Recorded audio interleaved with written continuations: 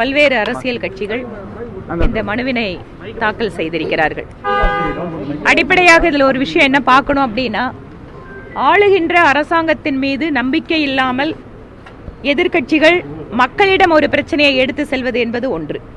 இரண்டாவது, அரசியல் கட்சிகள் உயர்நீதிமன்றத்தை நாடி இன்று ஒரு தீர்ப்பை பெற்றிருக்கிறார்கள் என்றால் எந்த அளவிற்கு மாநிலத்திலே இம்மாதிரியான சட்டம் ஒழுங்காகட்டும் அல்லது உயிரிழப்புகள், குறிப்பாக கள்ள சாராய சாவுகள் என்பது குறித்து மாநில அரசு எந்த அளவுக்கு அதில் கவனம் கொண்டிருக்கிறது என்பதெல்லாம் இந்த தீர்ப்பின் வாயிலாக இப்போது தெரிகிறது.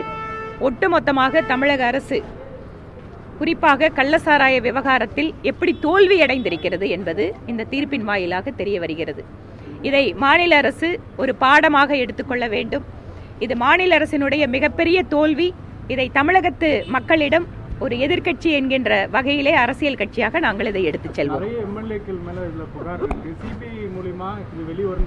நிச்சயமா எதிர்பார்க்கிறோங்க. ஏனென்றால் இந்த கள்ளசாராய விபத்து நடைபெற்ற போதே, விபத்து இல்ல, இது கிட்டத்தட்ட சொல்ல வேண்டும் என்றால் இது மாநில அரசு ஒரு புறம் டாஸ்மாக் கடைகளை திறந்து வைத்துவிட்டு இன்னொரு பக்கம் இம்மாதிரி ஆளுகின்ற அரசாங்கத்தின் ஆதரவில்லாமல் இவ்வளவு பெரிய ஒரு உயிரிழப்புகள் நடப்பதற்கான வாய்ப்புகளே இல்லை.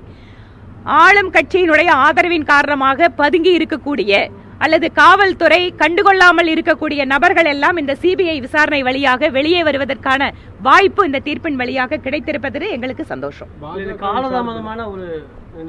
ஒரு ஹைகோர்ட்ல ஒரு ரிட்டு போட்டாச்சுன்னு சொன்னா அதனோட பீரியட்ல தாங்க அது வரும்.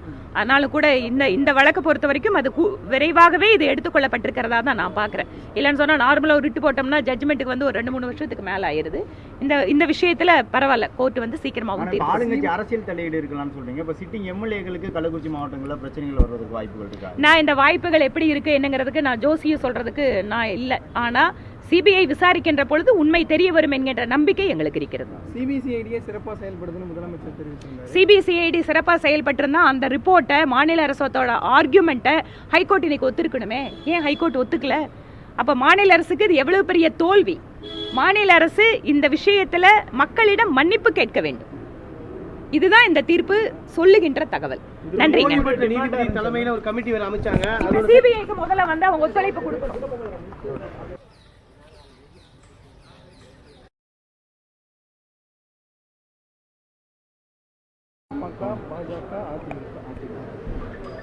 இன்னைக்குதான் ஜட்ஜ்மெண்ட் வந்திருக்கு.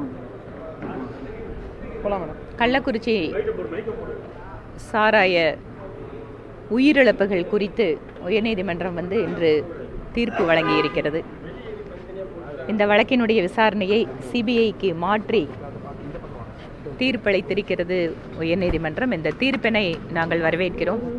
ஏனென்றால் தமிழகத்தில் இருக்கக்கூடிய பல்வேறு அரசியல் கட்சிகள் இந்த மனுவினை தாக்கல் செய்திருக்கிறார்கள். அடிப்படையாக இதில் ஒரு விஷயம் என்ன பார்க்கணும் அப்படின்னா, ஆளுகின்ற அரசாங்கத்தின் மீது நம்பிக்கை இல்லாமல் எதிர்க்கட்சிகள் மக்களிடம் ஒரு பிரச்சனையை எடுத்து செல்வது என்பது ஒன்று. இரண்டாவது, அரசியல் கட்சிகள் உயர்நீதிமன்றத்தை நாடி இன்று ஒரு தீர்ப்பை பெற்றிருக்கிறார்கள் என்றால் எந்த அளவிற்கு மாநிலத்திலே இம்மாதிரியான சட்டம் ஒழுங்காகட்டும் அல்லது உயிரிழப்புகள், குறிப்பாக கள்ள சாராய சாவுகள் என்பது குறித்து மாநில அரசு எந்த அளவுக்கு அதில் கவனம் கொண்டிருக்கிறது என்பதெல்லாம் இந்த தீர்ப்பின் வாயிலாக இப்போது தெரிகிறது. ஒட்டுமொத்தமாக தமிழக அரசு குறிப்பாக கள்ளசாராய விவகாரத்தில் எப்படி தோல்வி அடைந்திருக்கிறது என்பது இந்த தீர்ப்பின் வாயிலாக தெரிய வருகிறது. இதை மாநில அரசு ஒரு பாடமாக எடுத்துக்கொள்ள வேண்டும். இது மாநில அரசினுடைய மிகப்பெரிய தோல்வி. இதை தமிழகத்து மக்களிடம் ஒரு எதிர்க்கட்சி என்கின்ற வகையிலே அரசியல் கட்சியாக நாங்கள் இதை எடுத்துச் செல்வோம். நிச்சயமா எதிர்பார்க்கிறோங்க. ஏனென்றால் இந்த கள்ளசாராய விபத்து நடைபெற்ற போதே, விபத்து இல்ல, இது கிட்டத்தட்ட சொல்ல வேண்டும் என்றால் இது மாநில அரசு ஒரு புறம் டாஸ்மாக் கடைகளை திறந்து வைத்துவிட்டு இன்னொரு பக்கம் இம்மாதிரி ஆளுகின்ற அரசாங்கத்தின் ஆதரவில்லாமல் இவ்வளவு பெரிய ஒரு உயிரிழப்புகள் நடப்பதற்கான வாய்ப்புகளே இல்லை. ஆளும் கட்சியினுடைய ஆதரவின் காரணமாக பதுங்கி இருக்கக்கூடிய அல்லது காவல்துறை கண்டுகொள்ளாமல் இருக்கக்கூடிய நபர்கள் எல்லாம் இந்த சிபிஐ விசாரணை வழியாக வெளியே வருவதற்கான வாய்ப்பு இந்த தீர்ப்பின் வழியாக கிடைத்திருப்பது எங்களுக்கு சந்தோஷம். காலதாமதமான ஒரு ஒரு ஹைகோர்ட்ல வந்து ஒரு ரிட்டு போட்டாச்சுன்னு சொன்னா அதனோட பீரியட்ல தாங்க அது வரும். அதனால கூட இந்த வழக்கை பொறுத்த வரைக்கும் அது விரைவாகவே இது எடுத்துக்கொள்ளப்பட்டிருக்கிறதா தான் நான் பாக்குறேன். இல்லைன்னு சொன்னா நார்மலா ஒரு ரிட்டு போட்டோம்னா ஜட்ஜ்மெண்ட்டுக்கு வந்து ஒரு 2-3 வருஷத்துக்கு மேல ஆயிருது. இந்த விஷயத்துல பரவாயில்ல, கோர்ட் வந்து சீக்கிரமாகவும் ஆளுங்கட்சி அரசியல் தலையீடு இருக்கலாம்னு சொல்றீங்க. இப்ப சிட்டிங் எம்எல்ஏக்களுக்கு கள்ளக்குறிச்சி மாவட்டங்களில் பிரச்சனைகள் வர்றதுக்கு வாய்ப்புகள் இருக்கா? நான் இந்த வாய்ப்புகள் எப்படி இருக்கு என்னங்கிறதுக்கு நான் ஜோசியை சொல்றதுக்கு நான் இல்லை. ஆனா சிபிஐ விசாரிக்கின்ற பொழுது உண்மை தெரிய வரும் என்கின்ற நம்பிக்கை எங்களுக்கு இருக்கிறது. சிபிசிஐடியே சிறப்பாக செயல்படுதுன்னு முதலமைச்சர் தெரிவித்திருந்தார். சிபிசிஐடி சிறப்பாக செயல்பட்டிருந்தா அந்த ரிப்போர்ட்டை, மாநில அரசோட ஆர்கியூமெண்ட்டை ஹைகோர்ட் இன்னைக்கு ஒத்துருக்கணுமே. ஏன் ஹைகோர்ட் ஒத்துக்கல? அப்ப மாநில அரசுக்கு இது எவ்வளவு பெரிய தோல்வி.